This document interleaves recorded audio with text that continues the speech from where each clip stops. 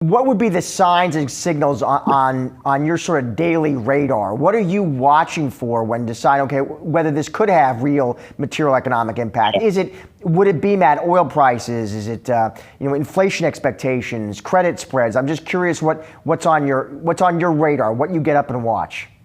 Yeah, it'd be the final two that you mentioned there: inflation expectations, longer run in nature, and then credit spreads. And so far, what you've seen in terms of inflation expectations on the 1-year basis, they've ticked up about 30 basis points or so. And remember, this didn't completely catch the market by surprise in terms of this activity over in the Middle East. It's been rising in the probability markets over the last month or so.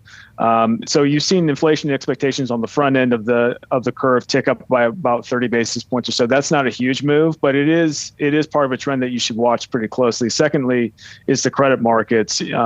Just to put it into context, what it means for the stock market. The stock market is pretty tightly correlated with the inverse of credit spreads. So the higher spreads move, the more compressed multiples become within the stock market. And so if you start to get a credit market that gets out of whack and those spreads gap out 100 basis points, 200 basis points or more, that means you're starting to risk a higher level of probability of a correction in the stock market. We're not there yet. They've moved out about 30 basis points or so off some pretty tight levels.